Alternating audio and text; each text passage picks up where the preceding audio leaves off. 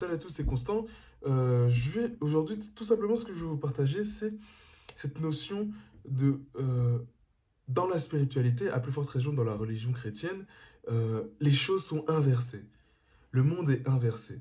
C'est-à-dire que peut-être qu'un problème qu'on va voir sociétalement parlant ne va pas en un problème sociétal ne va pas en être un d'un point de vue spirituel. Alors je m'explique et là où je vais mettre de la valeur dans cette vidéo, donc ce que je veux vous apporter, c'est lorsque vous avez un problème, que ce soit à l'école, que ce soit auprès de vos parents, peu importe, essayez d'inverser les choses.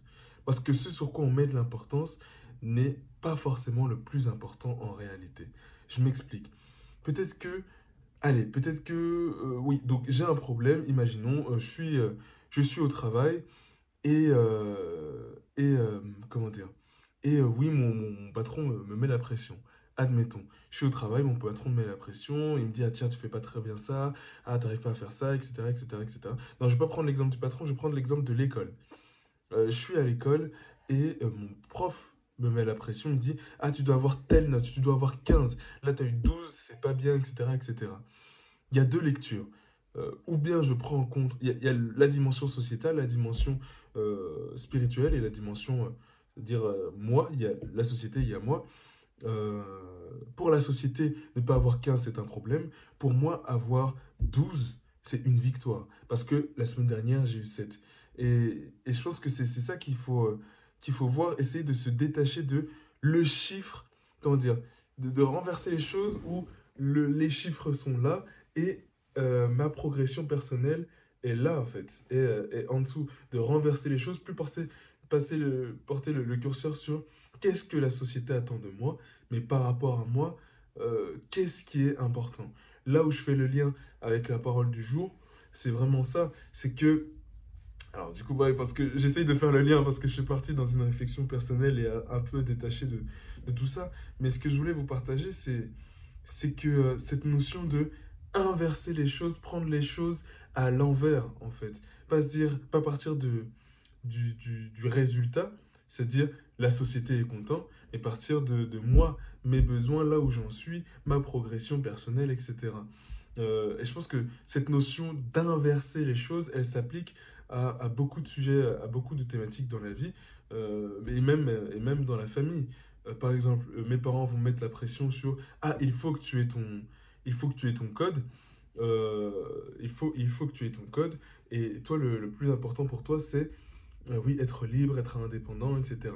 Mais c'est de renverser les choses, pas se dire il faut que j'ai mon code parce que la société dont mes parents font partie me dit qu'il faut que je l'ai, mais plutôt ah tiens, j'ai envie d'être libre et donc ah tiens, je vais peut-être aller chercher un job. Ah, pour avoir un job, il faut que j'ai mon code. Ah, très bien. Renverser les choses et replacer le curseur sur soi. Maintenant, j'entends bien, la dimension de la parole du jour n'est pas d'un point de vue personnel et égocentré. Égocentré, c'est pas un gros mot. Mais juste cette notion de inversion des choses, je pense, résout beaucoup de problèmes et aide à tout simplement avoir un rapport plus sain aux choses. Pas considérer, comment dire, se détacher de la société en tant que pression et se dire, ah, il faut parce que ils m'ont dit que, mais plutôt il faut parce que j'ai envie que. Repartir, toujours revenir à soi-même. Là où je fais quand même un petit lien avec la parole du jour, c'est que ouais, non, il n'y a pas de lien en fait, il n'y a pas énormément de lien. Parce que la parole du jour, en gros, c'est de dire que oui, le royaume des dieux, pareil, est inversé, mais dans le sens où ne soyez pas le service, soyez le serviteur. On pourrait dire que euh, ouais, n'attendez pas d'être servi, servez-vous vous-même en termes d'amour et de bienveillance. Ça pourrait être la conclusion de cette vidéo. Je me rends compte que en fait, ce que je suis en train de vous partager est pas totalement corrélé à la parole de Dieu, mais en tout cas, ce que je souligne pour cette vidéo, c'est cette notion de inversion. Les choses sont inversées. Comment dire? Inverser les choses entre la société dit que et moi, ce dont j'ai besoin pour ma spiritualité, ma progression, le développement de soi, ma progression personnelle.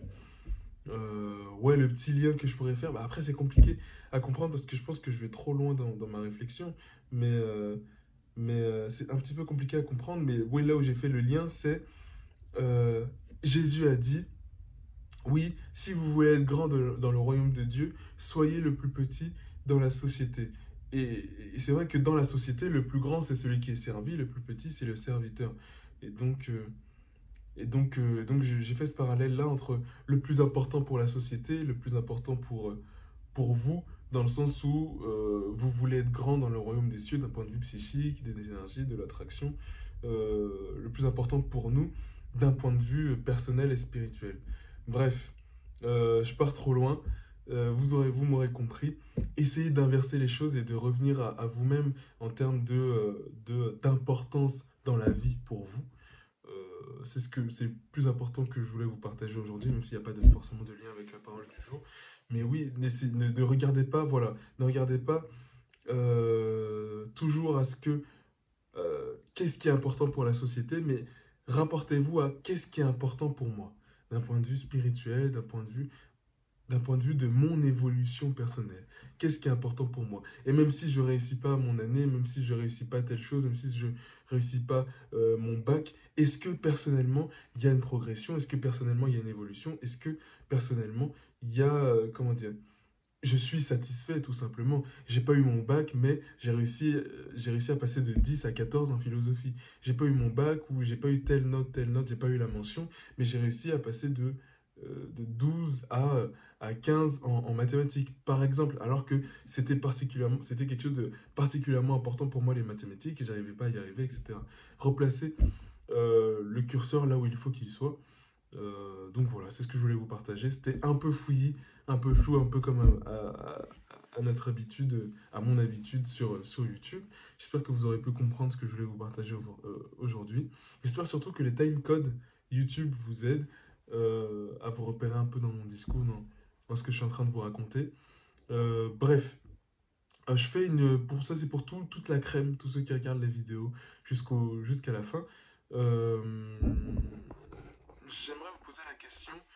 euh, j'ai fait une année de médecine et quelle question, quelle interrogation avez-vous sur l'année de médecine, vos inquiétudes, vos peurs, etc.